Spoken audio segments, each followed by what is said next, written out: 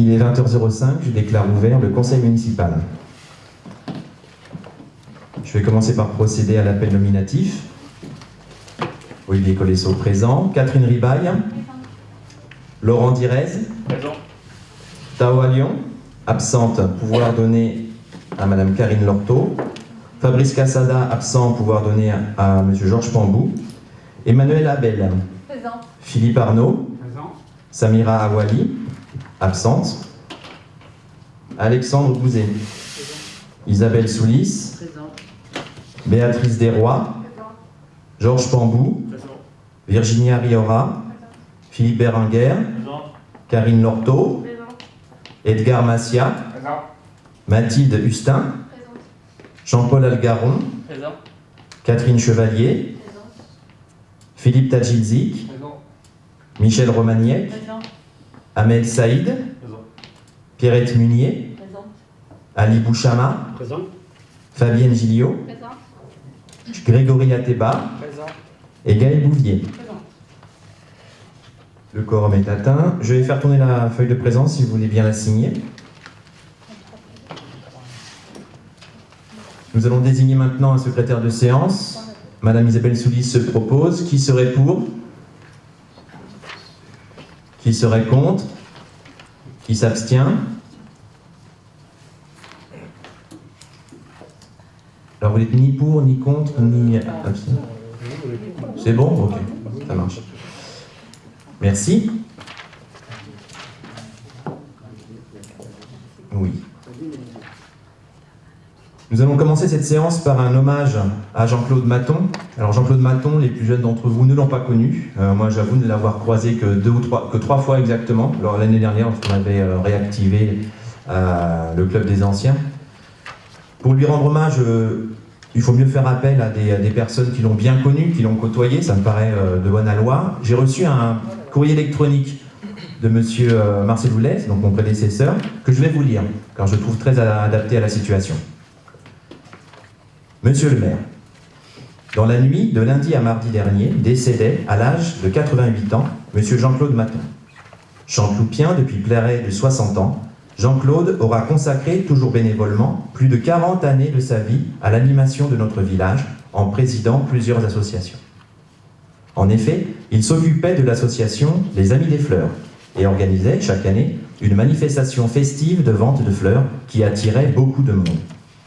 Il présidait le Club du Moulin, association où se retrouvaient nos anciens et aussi quelques anciens de Conches. À ce titre, il organisait de nombreuses activités, sorties culturelles, voyages, repas de fin d'année, réveillons. Et il réunissait tous les vendredis après-midi de nombreux anciens pour passer tous ensemble un moment convivial autour de jeux de cartes ou de société. Chaque année, il participait à la brocante lors de la fête communale. Il appartenait à une association d'anciens combattants, a été à plusieurs occasions porte-drapeau lors de certaines cérémonies de commémoration. Il participait à la vente de bleuets du souvenir au profit des anciens combattants. Enfin, entre 1995 et 2014, il a siégé, avec son épouse Nicole à mes côtés, au sein du conseil d'administration du CCAS. Tout au long de ces années, nous étions devenus amis. Après avoir arrêté leurs différentes activités bénévoles au sein de notre collectivité, nous leur avions consacré un article dans le Cantuloupi, numéro 179, de novembre 2014. Il a continué à assurer, malgré tout, les vendredis après-midi, les rencontres amicales entre anciens, à la salle située dans la ferme du Pavillon, à côté du centre de loisirs. En hommage à ce presque demi-siècle de bénévolat associatif, le conseil municipal ne pourrait-il pas prendre la décision de baptiser cette salle de réunion des anciens salle Jean-Claude Mathon? Vous remerciant par avance de l'attention que vous voudrez bien porter à cette proposition, je vous prie d'accepter, monsieur le maire, l'expression de mes sentiments les meilleurs. Marcel Oulès. Cette proposition est bien entendu bienvenue, je crois que nous sommes tous unanimes pour la soutenir. Donc ça fera l'objet de la première délibération de ce conseil, mais au préalable, je vous demanderai de respecter une minute de silence.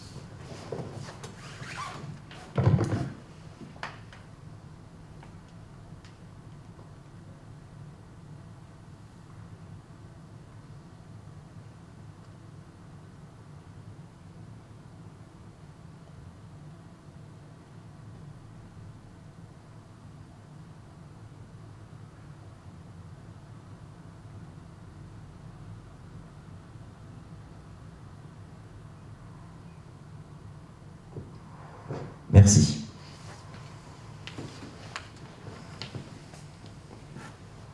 Voici l'objet de la délibération.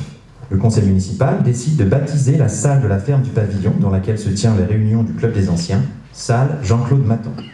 Précise qu'une plaque commémorative y sera apposée par les services techniques de la ville. Qui serait pour? Merci. Monsieur le maire, juste au nom de notre groupe, Madame Munier et moi, Monsieur Bouchamin, peut-être moins Madame Gillot et Madame Bouvier, mais bon, c'est vrai que il va manquer à la collectivité, il va manquer à la ville. C'était moi quelqu'un que j'ai eu l'occasion de rencontrer à plusieurs reprises lors des goûters, repas du CCAS. C'était, comme on dit, un bon vivant, quelqu'un qui savait donner de l'énergie et de la volonté pour plein de choses. Donc voilà, c'était aussi, on veut aussi lui rendre hommage avec l'ensemble du conseil municipal. Il manquera beaucoup à la commune et on espère que la salle qui lui est dédiée sera un bel hommage pour le futur. Voilà, merci.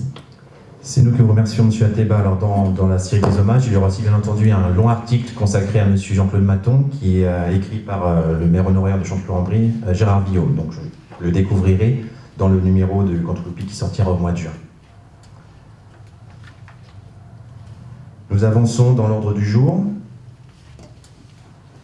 Engagement zéro phytosanitaire dans le cadre de l'inscription au trophée Zéro Phyto. Alors, l'engagement Zéro Phyto, c'est un engagement ancien qui a été pris par l'équipe précédente, puisqu'il y a une délibération qui date, je crois, de 2014, donc au tout début du mandat, mandat précédent, et qui vise, étape par étape, à retirer de l'usage quotidien les produits chimiques pour l'entretien paysager de la commune.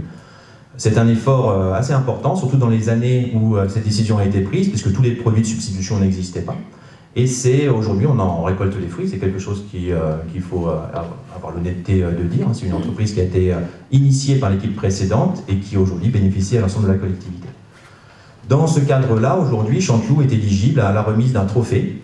Mais pour la remise de ce trophée, il faut que nous passions une délibération qui confirme notre engagement et qui précise depuis quand la commune est vraiment zéro phyto. Alors c'est pas quelque chose qui est si facile que ça à reconstituer, parce qu'il n'y a pas que nos services techniques qui interviennent sur la commune, il y a aussi les prestataires extérieurs. Donc on a fait une petite enquête, donc on a trouvé qu'effectivement Saint-Germain Paysage, qui est notre prestataire, avait complètement arrêté il y a quelques années. Voilà. Donc aujourd'hui on est vraiment zéro phyto. Il faut savoir que la loi autorise encore l'usage de produits phytosanitaires dans des cas bien précis, notamment l'entretien des cimetières et de certains équipements sportifs. Et même pour ces équipements publics, nous sommes passés à zéro produit chimique, puisque nous désherbons mécaniquement ou avec des mélanges inventés par nos collègues à base de vinaigre, ou enfin ils essayent plusieurs combinaisons, mais en tout cas on est zéro phyto.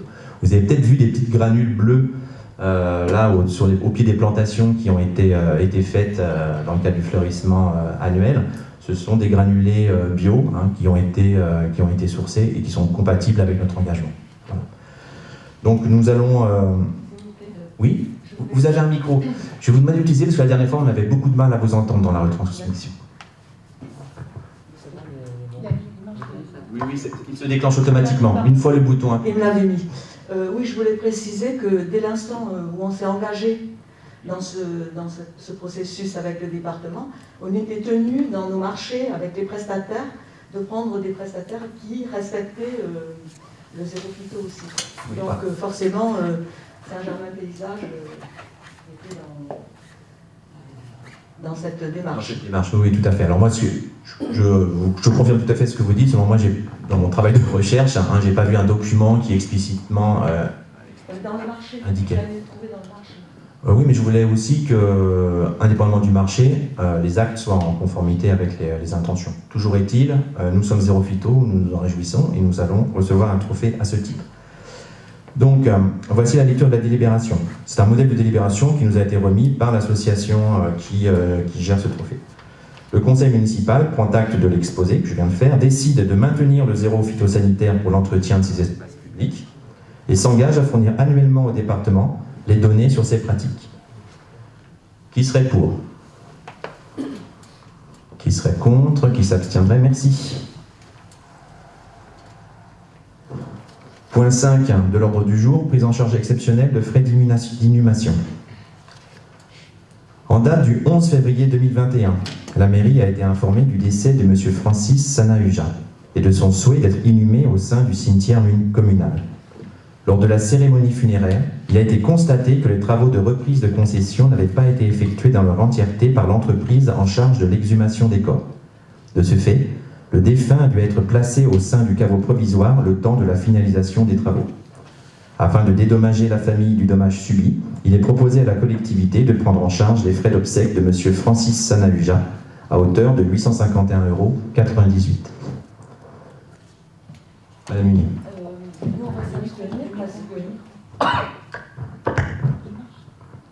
on va s'abstenir parce qu'on pense que le responsable, c'est la société, et donc elle devrait participer au dédommagement de la famille. Parce que ce soit toi à la charge de la commune, c'est trop facile. Très bien. Alors, qui est pour ? On n'est pas contre le fait de Oui, bien sûr. dédommager la famille. Non, c'est des situations très, très complexes. On pourra en discuter, si vous voulez, d'ailleurs, après le conseil municipal. Donc, qui est pour ? Qui s'abstient ? Qui est contre ? Merci.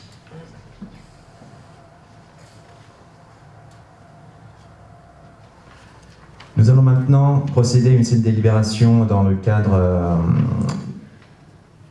autour de l'urbanisme, décision de non-préemption urbaine, alors qui ont été évoquées en commission urbanisme, dont vous avez trouvé le compte-rendu sur vos tables en arrivant.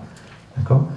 Vous le savez, lors de l'installation des nouvelles municipalités, une délégation est donnée au maire pour exercer au nom du conseil municipal certaines compétences, mais cette compétence est exercée dans une certaine limite financière. Pour ce qui concerne les non-préemptions urbaines, cette limite est de 500 000 €. Ça signifie que lorsqu'une transaction immobilière est soumise en mairie, jusqu'à 500 000 €, le maire d'autorité peut décider de ne pas préempter. Depuis 1 an que nous sommes installés, la situation ne s'était pas encore manifestée.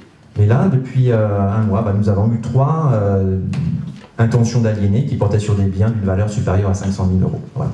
Donc il s'agit ce soir de se prononcer sur la décision ou pas de préempter. Vous avez reçu en pièce annexe à la convocation les déclarations d'intention d'aliéner. Celles-ci ont été étudiées en commission urbanisme qui s'est prononcée pour une non-préemption. Donc ce sont des délibérations de forme que nous mettons à l'ordre du jour ce soir. Donc, délibération numéro 22, exercice du droit de préemption urbain pour ce qui concerne la DIA 21016, qui est pour la non-préemption. Merci. Dans la même logique, délibération 2021-05-23 pour la DIA 21-00009, qui est pour la non-préemption. Merci. Et pour la DIA 21-00015, qui est pour la non-préemption. Merci.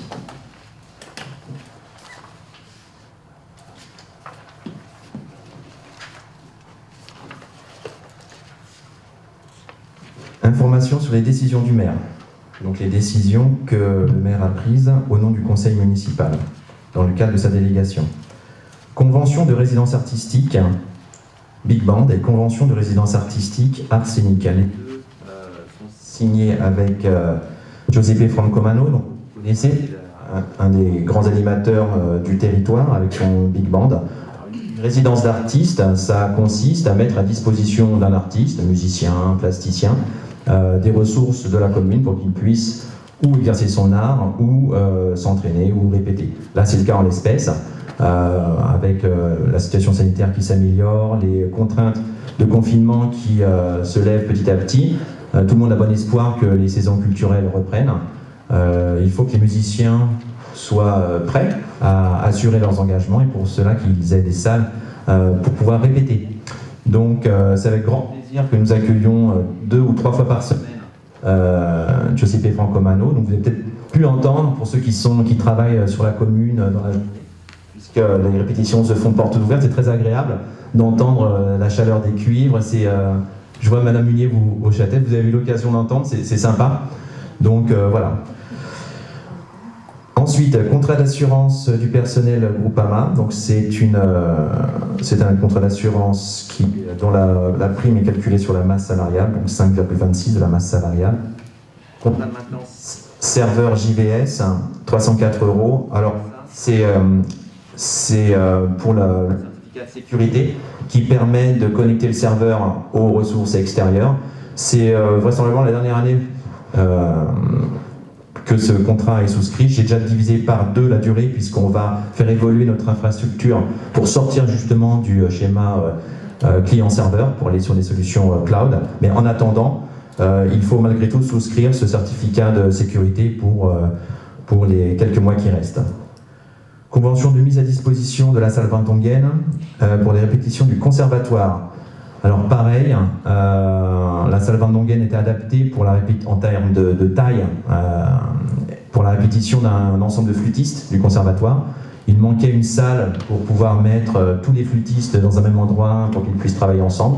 Donc nous avons signé cette convention avec le conservatoire pour que la salle Van Dongen puisse aussi faire l'objet de répétitions musicales. Voilà. Voilà pour les décisions du maire.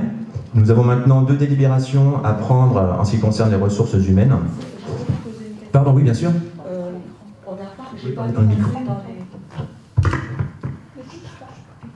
J'ai pas vu passer dans les différents conseils de convention pour la mise à disposition d'une salle pour les bouts de choux.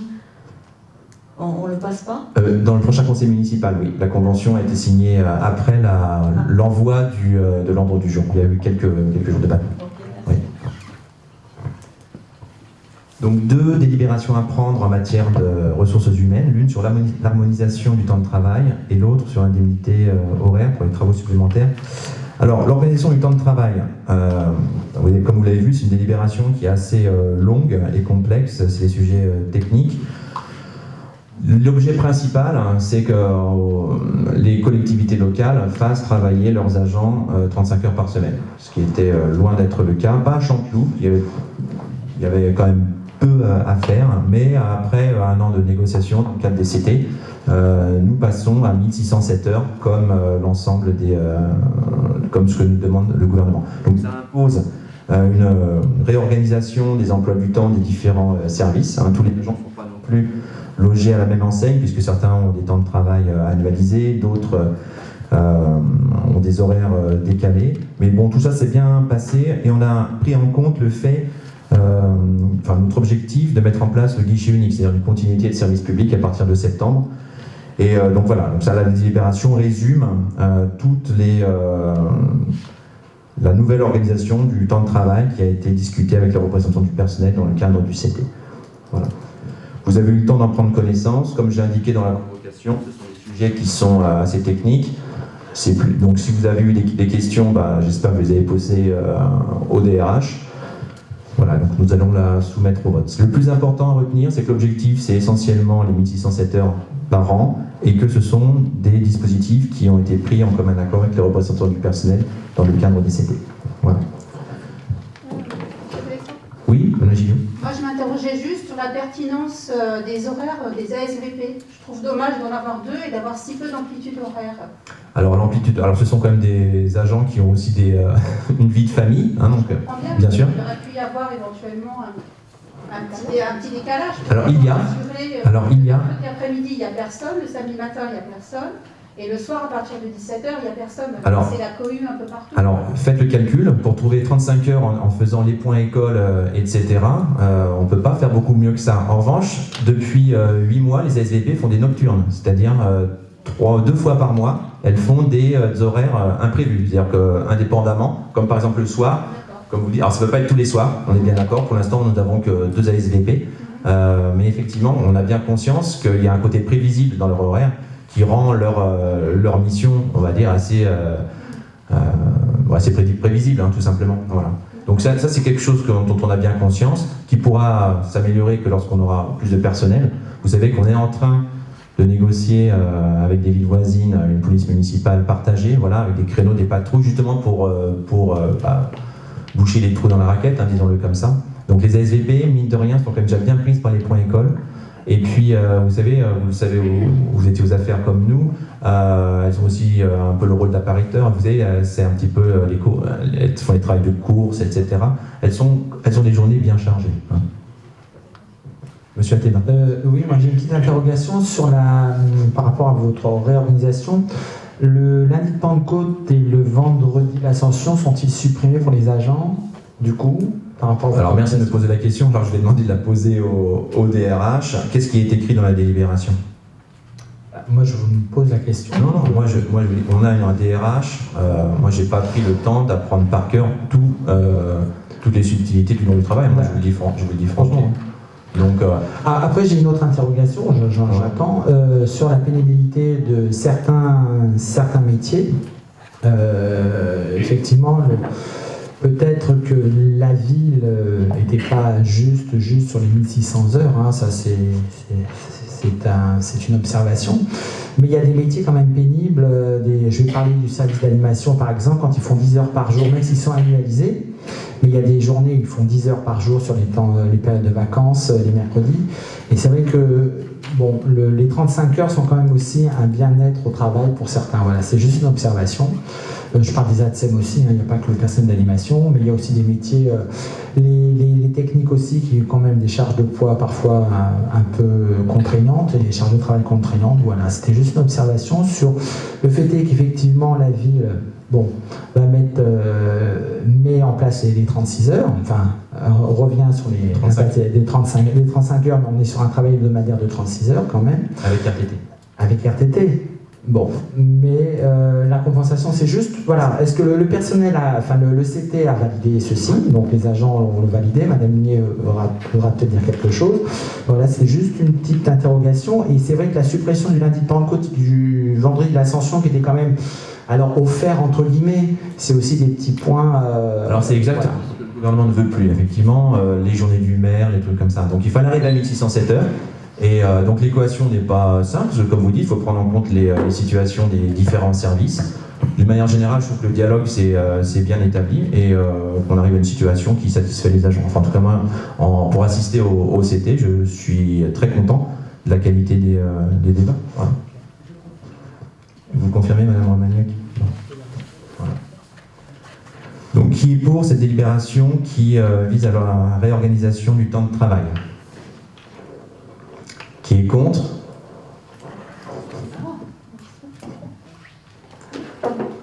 Très bien. Deuxième délibération, indemnité horaire pour travaux supplémentaires. Voilà.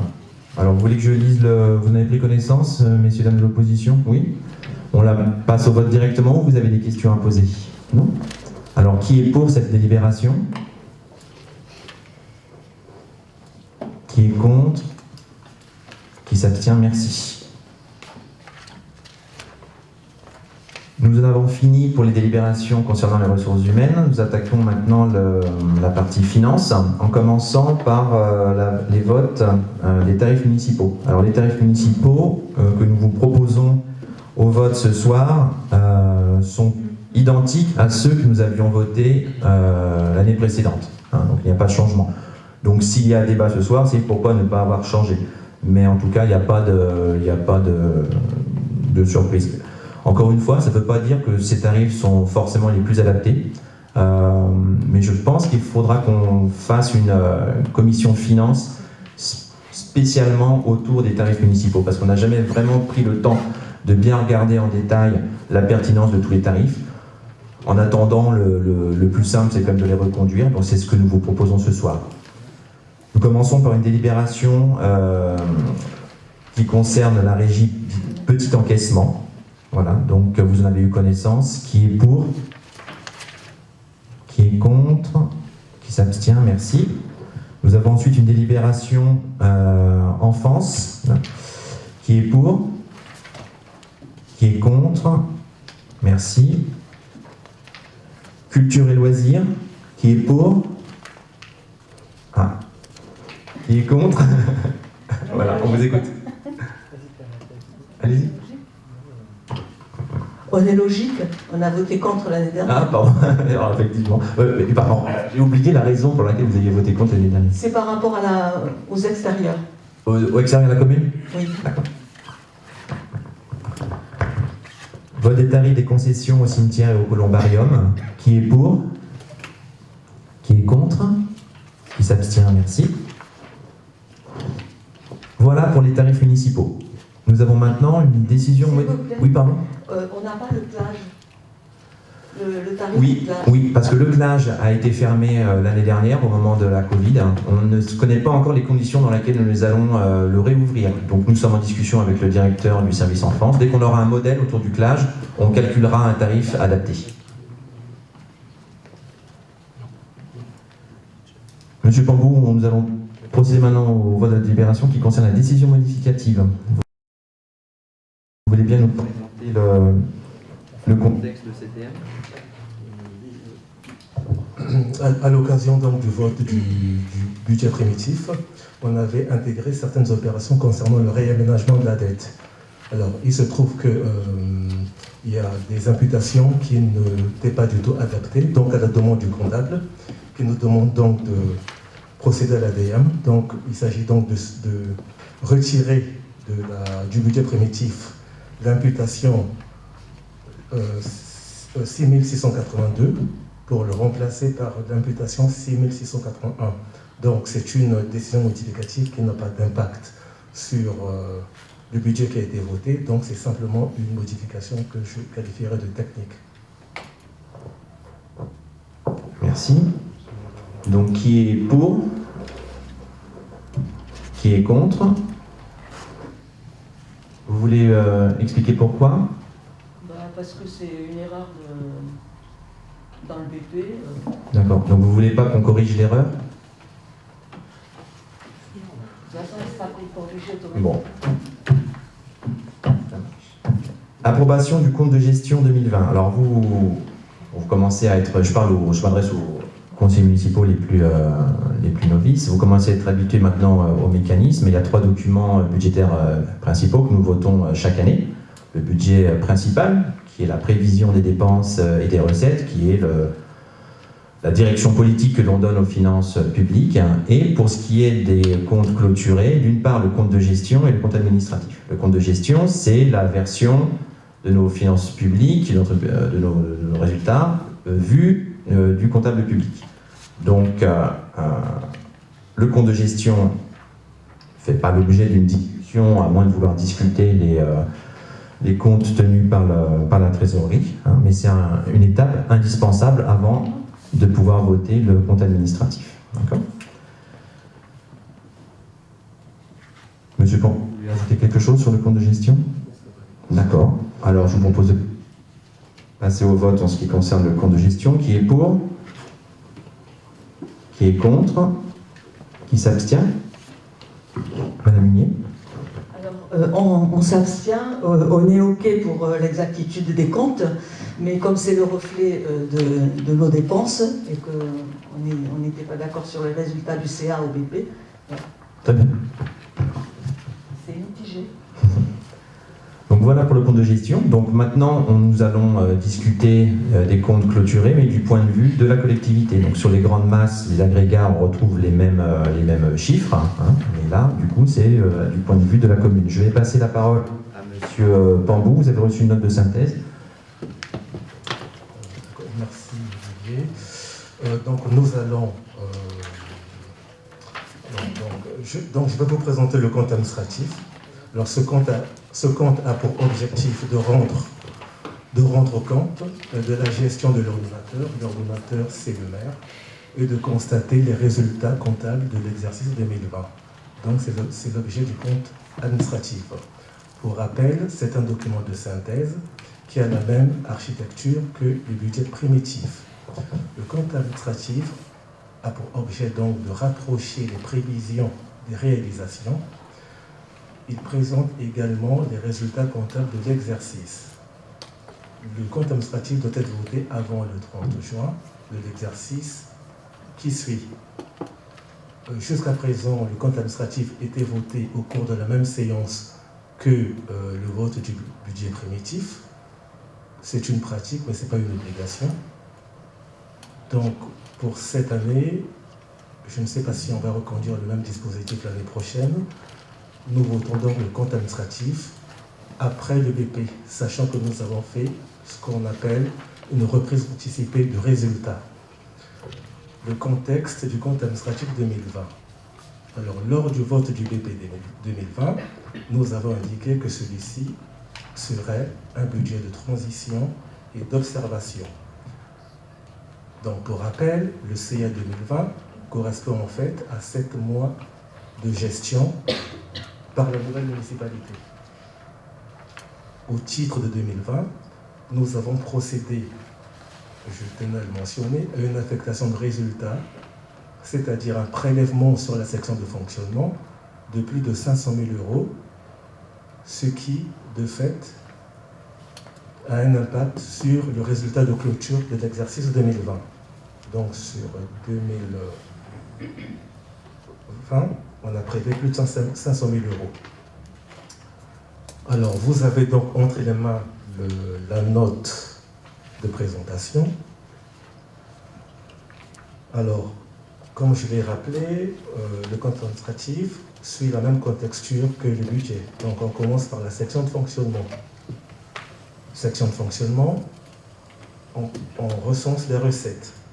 Alors, les recettes de l'exercice 2020 s'élèvent à 3 782 939, sachant qu'elles étaient de plus de 4 millions en 2019. Donc, il y a un reflux des recettes qui s'explique principalement par la fermeture de certaines activités qui sont très importantes pour la collectivité, notamment tout ce qui est restauration et activités périscolaires. Donc en page 3, vous avez donc la répartition des différentes recettes dont bénéficie la collectivité. En premier lieu, les impôts locaux qui comptent pour 79%.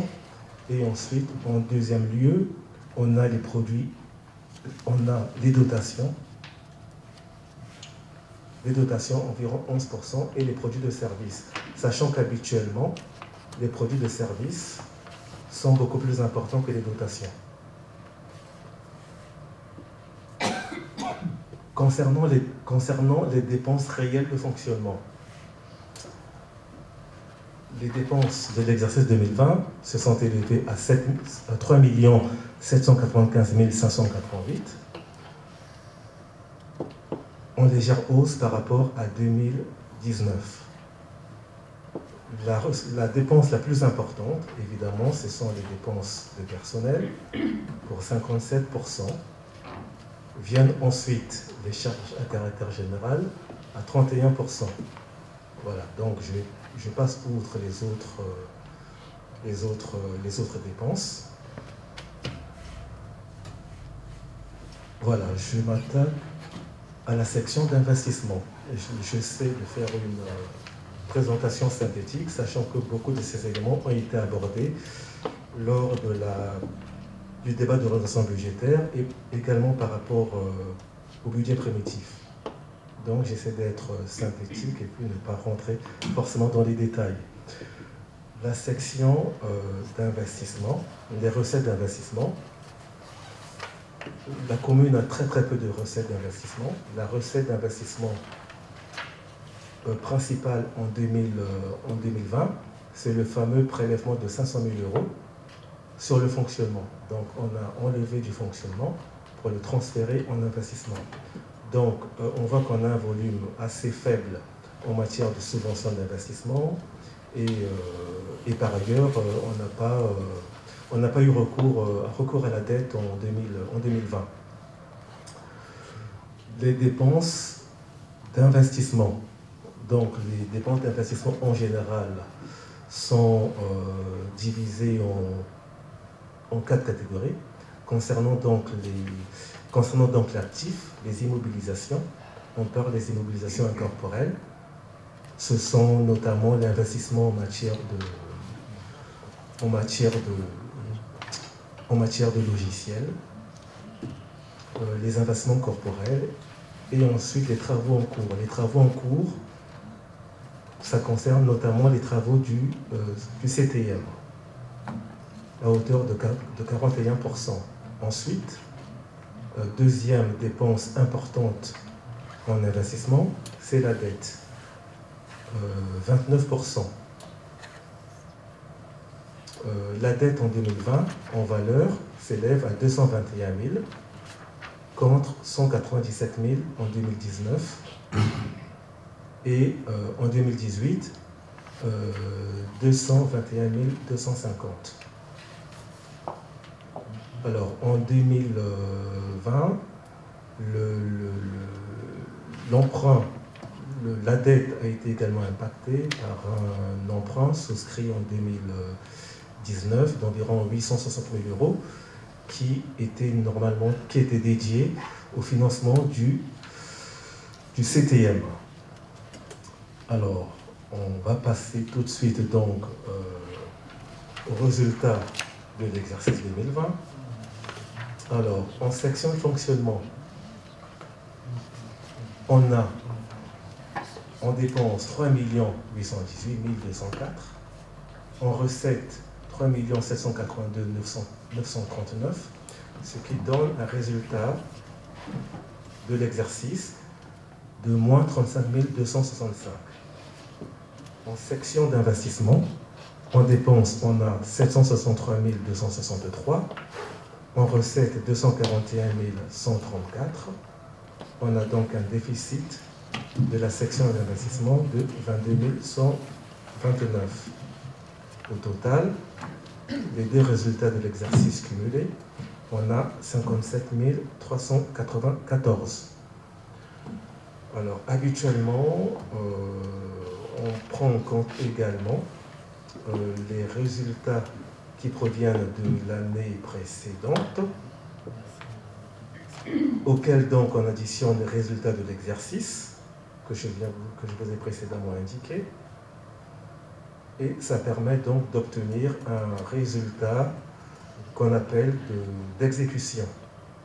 Donc, résultat d'exécution de la section de fonctionnement, on est à 709 652. Ce malgré les résultats d'exercice négatifs. En section d'investissement, un solde d'exécution de 186 952. Quand on présente les résultats, on doit également faire état des restes à réaliser. Les restes à réaliser en recettes et en dépenses. Des restes à réaliser, ce sont des engagements juridiques qui ont été pris. Et donc, pour la sincérité des comptes, il faut les faire apparaître et en tenir compte éventuellement pour des opérations qu'on appelle d'affectation de résultats. Voilà, donc au total, on a donc un solde d'exécution de clôture un résultat pour l'exercice en fonctionnement et en investissement de moins 57 394. Voilà donc pour les résultats de l'exercice. Bon, alors les chiffres, c'est très bien. Parfois, il est important également de mettre en perspective ces chiffres. C'est la perspective de ces chiffres qui permettent de ensuite définir une stratégie, de faire des arbitrages en matière de dépenses, en matière de recettes, notamment en matière de fiscalité. Donc, lors du PP 2021, on a pris un certain nombre de dispositions. Et ces dispositions, en fait, s'expliquaient par une situation qui est celle-ci, en page 8. En page 8, sont donc déclinés ce qu'on appelle les épargnants. C'est ça, en fait, c'est le résultat, mais qui est décomposé en plusieurs parties et qui permet de comprendre, en fait, comment se forme le résultat. Donc, l'épargne brute, c'est une notion importante. En 2020, on voit qu'on a une épargne brute négative de plus de 114 000 euros. En 2019, on était à 127 000 euros. On était dans une trajectoire de dégradation de l'épargne brute. Alors, comme je vous l'ai rappelé, la situation de 2020 est une situation particulière, tant en dépenses qu'en recettes. En dépenses, on a eu à engager des dépenses en fonctionnement notamment pour faire face à la crise Covid. Et en recettes, on a perdu des recettes très très importantes pour la collectivité. Donc ça explique cette épargne brute négative. Ça veut dire qu'on a eu plus de dépenses que de recettes. Ensuite, une autre notion, c'est l'épargne nette. En partant donc de l'épargne brute, on prend en compte l'amortissement de la dette. Donc on trouve un résultat dégradé. Alors, en page 9, on voit un graphique qui montre l'évolution justement des recettes réelles et des dépenses réelles. Ce qu'on appelle réel, pourquoi? C'est parce que c'est des opérations qui donnent lieu à, décaissement ou encaissement. Dans les dépenses et les recettes, habituellement, on peut avoir également d'autres opérations qu'on appelle des opérations d'ordre, qui affectent le résultat, mais qui ne donnent pas lieu, qui n'affectent pas la trésorerie. Là, on se concentre donc sur les opérations qui affectent la trésorerie. Et on observe, comme je le disais tout à l'heure, une trajectoire à la baisse des recettes et une trajectoire à la hausse des dépenses. Dans les pages suivantes, vous avez les notions qu'on a évoquées tout à l'heure sous forme de graphique. Je ne vais pas insister là-dessus. C'est les notions d'épargne brute.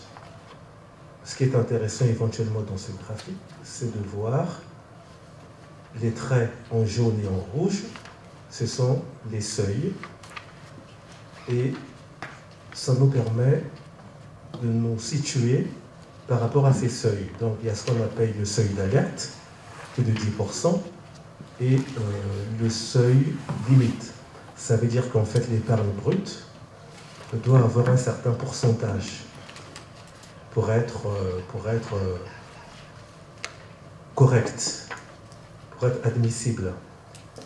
Or, vous le voyez, même si on a eu une épargne brute négative en 2020, comme le confirme le graphique par rapport au tableau qu'on a vu, on peut observer néanmoins qu'en 2018 et en 2019, on avait un niveau d'épargne brute à chaque fois totalement inférieur aussi bien au seuil limite qu'au seuil d'alerte. Voilà, dans le tableau suivant, c'est l'épargne nette. On voit que l'épargne nette, évidemment, si elle s'est dégradée en 2020, mais elle était déjà négative en 2019 et en 2018. Donc il y a une trajectoire un peu logique et rationnelle. Alors, le dernier graphique concerne la relation entre la capacité, ce dernier graphique parle de la capacité de désendettement, parce qu'on doit avoir un certain niveau de dette. Alors, ça c'est important pour les banquiers.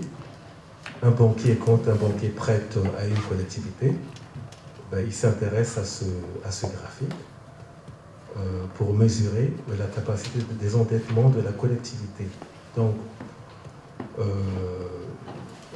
en bleu, c'est notre délai de désendettement. On était à 15 ans, à plus de 15 ans en 2018. On était à 25 ans, ou presque, voire plus, en 2019. Et on a gardé le même niveau en 2020, compte tenu du fait qu'on n'a pas eu recours à l'emprunt en 2020.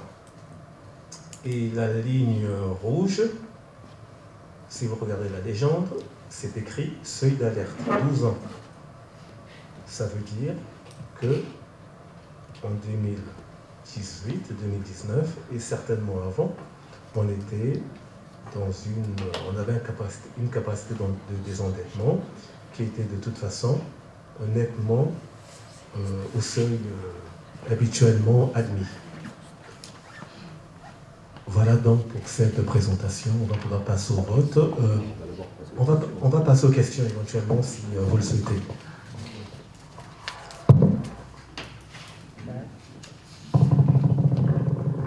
Moi, j'ai pas de questions. Je vais faire des remarques. C'est votre budget, hein. Donc, comme on m'avait dit, quand on a repris les résultats pour le BP, on constate que l'année 2020 est toujours négative, plus de dépenses que de recettes.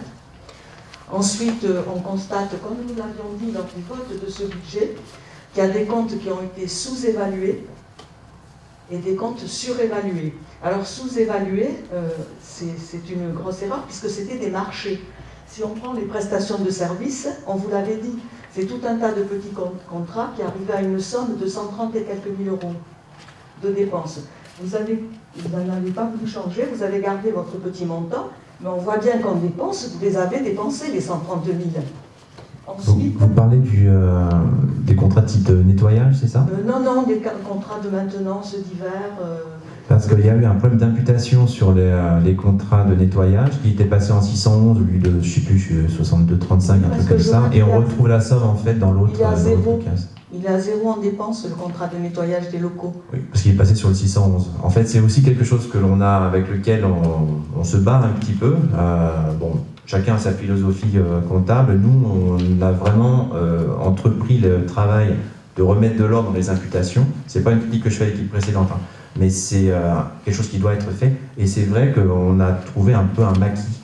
Les services n'imputaient pas forcément dans les bonnes choses. Et comme on n'a pas vraiment eu de ressources comptables pendant de longs mois, donc ça, effectivement, mais c'est comment dire, dans les charges de fonctionnement, c'est des dépenses qui disparaissent d'une case pour apparaître dans l'autre. Et globalement, ça ne pèse pas sur le résultat de... On retrouve les dépenses de nettoyage des locaux, tant mieux, parce qu'on se posait des questions s'ils n'avaient pas été nettoyés. Moi aussi, je vous garantis qu'en fin d'année, quand je vois 10 000, il y a encore 150 000, je me demande où j'allais les trouver. Et en fait, ils étaient sur une autre imputation. Je ne peux pas vous laisser dire qu'il y a des erreurs d'imputation parce que c'est contrôlé par la trésorerie. Excusez-moi, alors peut-être que erreur, c'est pas le bon mot, mais en tout cas, nous, on n'impute pas de... Il y avait des meilleures imputations à faire, on va dire. Effectivement, on peut tout mettre dans des comptes un peu fourre-tout, comme 611, mais il y a des dépenses qui sont mieux identifiées dans des... voilà. Forcément qu'avec l'augmentation de la population, on est passé à une autre maquette budgétaire, c'est tout. Mais avant, la trésorerie, quand on avait un doute, on lui posait la question. Et c'est elle qui nous disait, vous imputez à tel compte. Encore une fois, c'est pas une attaque que je forme contre vous. Hein. C'est que nous, on arrive aux affaires, on hérite de quelque chose. Il faut être capable de lire le budget, lire les imputations. C'est normal. Il y a une phase d'apprentissage. Et une fois qu'on a identifié comment fonctionnait effectivement l'organisation comptable que l'équipe précédente avait décidé d'utiliser, eh bien nous, il faut qu'on se l'approprie et qu'on la fasse évoluer pour que ça corresponde aussi à notre approche de la comptabilité publique. C'est tout, hein, c'est pas... Mais M. Bambou nous a jamais dit « Ah, mais là, c'est pas un bon compte, là, c'est pas un bon compte. Hein. » Moi... Il était pourtant... Bon, ben, là, Bambou veut vous dire quelque chose. Hein. Bon, enfin bref, c'était ma remarque. Oui. C'est bon. Non, mais vous avez certainement raison, évidemment. Il faut être très, très vigilant en matière de choix donc de compte, hein, d'imputation. Ça permet évidemment donc d'améliorer... la lecture d'un budget, et puis donc c'est un aspect important dans la sincérité des comptes. Bon, néanmoins, je voudrais quand même attirer l'attention, comme je l'ai dit tout à l'heure, le mandat 2020, nous on l'a exercé 7 mois sur 12. Alors, Monsieur Bambou, ce n'était pas ma remarque là-dessus. Oui. Je voulais juste dire sur la sincérité des montants qui ont été mis. On vous avait alerté au BP, vous n'avez pas voulu changer. C'était tout bête, hein, il fallait additionner les différents petits contrats. Je fais la remarque que vous avez quand même dépensé la somme qu'on vous disait de mettre. Quoi. Oui, voilà, en fait, je pense que ça n'a pas d'impact le fait qu'on ait fait des inscriptions plus ou moins. Enfin, voilà, évidemment, je me rappelle que vous avez fait certaines observations lors du BP 2020. Bon, néanmoins, je pense que le fait qu'on n'ait pas pris en compte vos observations, donc on est peut-être sous-évalué certaines imputations. Néanmoins, ça n'a pas d'impact réellement sur l'exécution. Oui, mais quand c'est énorme comme ça c'est jamais très... Oui, non, mais ça n'a pas d'impact sur l'exécution dans la mesure où, je veux dire, ça se passe au chapitre.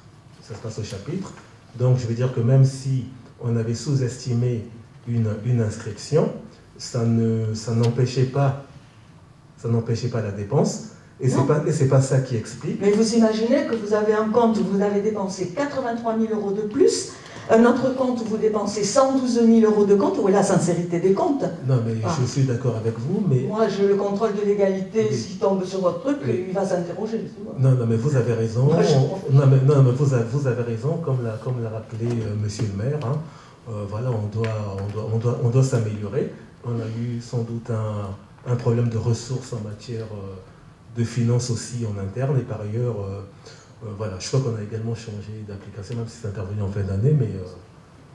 Ça, ce sont des détails, ça, c'est pas un sujet budgétaire, d'accord. En tout cas, effectivement, je suis d'accord avec vous, il y a des progrès à faire en ce qui concerne les imputations, qui ne sont pas que de notre fait, et c'est important pour la lisibilité du budget. Pas sur les masses globales, on est d'accord, mais pour la lisibilité par tout le monde. Donc, petit à petit, vous allez voir qu'on va mettre en place, vous l'avez dit vous-même, un modèle qui va faire que ce soit bien lisible et compréhensible par tout le monde. Ça permettra d'avoir des échanges instructifs sur l'aspect politique en fait, des dépenses. Nous, si on avait fait la remarque au BP, c'était pas pour embêter le monde, c'est parce que c'était une réalité, c'est tout. Voilà. C'est juste ces remarques, le budget, il est ce qu'il est. Alors, avant de procéder au vote, je vais vous rappeler une règle, c'est que l'ordonnateur, le maire, ne participe pas au vote de son compte administratif. Je vais donc m'absenter, sortir de la salle. C'est un côté un peu folklorique, mais qui est important dans le formalisme. Donc, le conseil municipal va désigner un président le temps que le vote se déroule. Monsieur Massia avait envie d'être président. Est-ce que quelqu'un voit une objection? Est-ce que Monsieur Massia préside le conseil le temps Non. Très bien, donc je m'absente, je vous laisse procéder au vote et puis vous viendrez me chercher lorsque ce sera fini.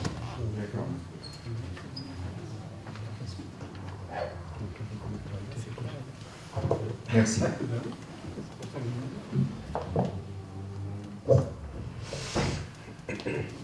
Alors, le conseil municipal constate les identités de valeur avec les indications du compte de gestion relatives au report à nouveau, aux résultats de fonctionnement de l'exercice et au fonds de roulement du bilan d'entrée et du bilan de sortie, au débit et au crédit portés à titre budgétaire aux différents comptes. Qui est pour? Qui est contre? Qui s'abstient?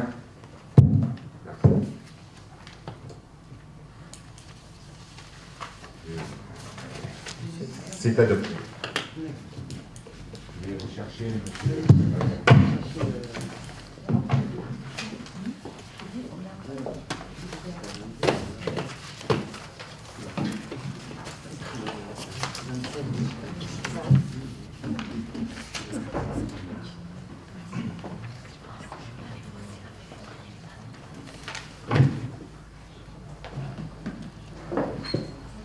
Bien, je reprends la présidence du conseil municipal. Le CA a été voté.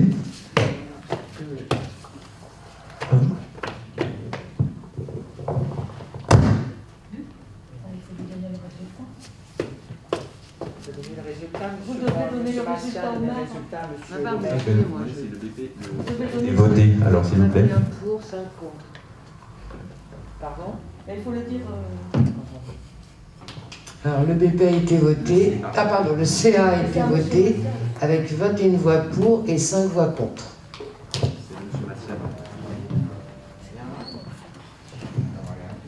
Monsieur Massia. le CA a été voté. 21 pour et 5 contre. Monsieur le maire, vous n'avez pas voté. Vous n'avez pas voté, donc il n'y a pas 21 Donc, pour, il y a Ça, 20 vous ne votez ça qu'il y a 21 au lieu de 22, ce qu'on est pour ça.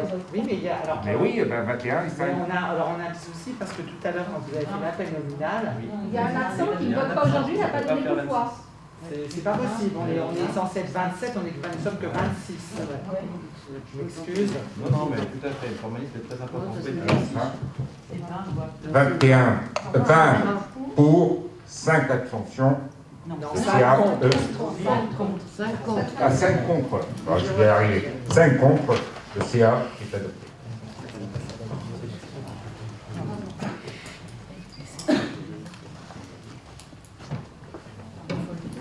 Merci, monsieur. Non, mais par contre, juste pour l'ensemble des votes, vous noterez bien qu'il y a un absent, donc ce sera par rapport au résultat, il faudra en enlever un, je présume. Oui. Faites attention, c'est juste pour vous. D'ailleurs, sur si vous voulez bien, sur le projet de délib, j'ai mis une petite note à ce sujet.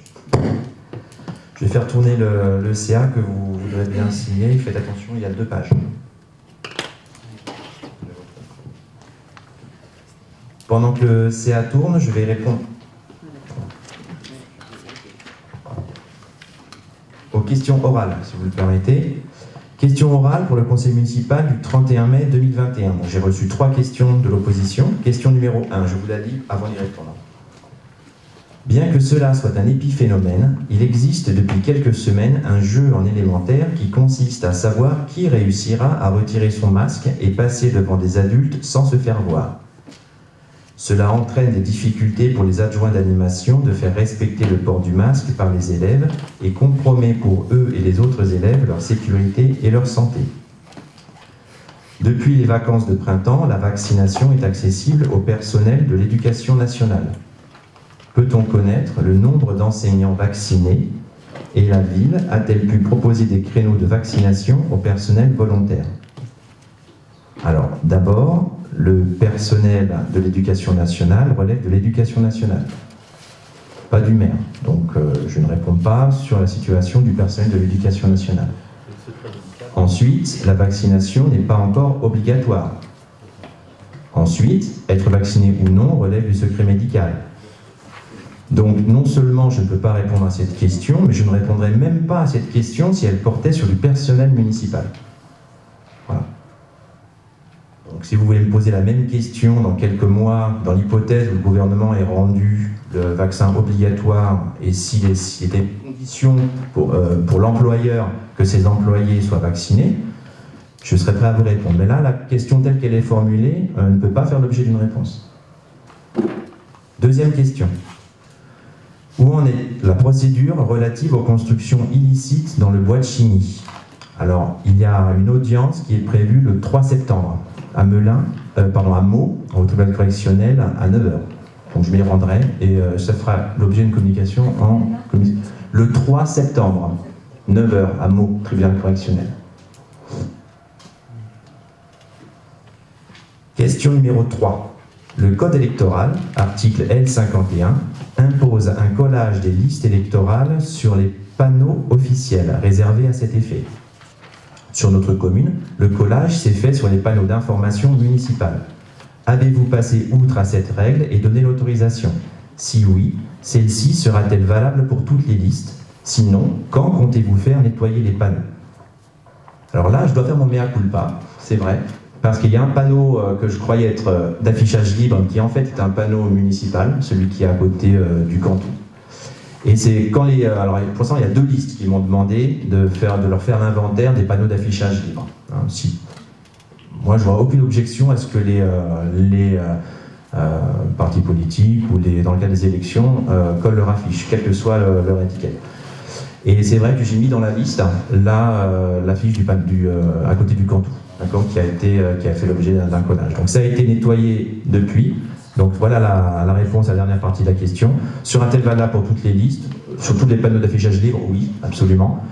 Avez-vous passé outre la règle et donné l'autorisation? Moi, l'autorisation est valable pour tout, que ce soit politique, culturel, à partir du moment où c'est libre, c'est libre. Donc voilà où on en est. C'est bien. Eh bien, on a épuisé l'ordre du jour. On vous laisse signer tranquillement le CA. Il est 21h04. Je déclare le conseil municipal clos.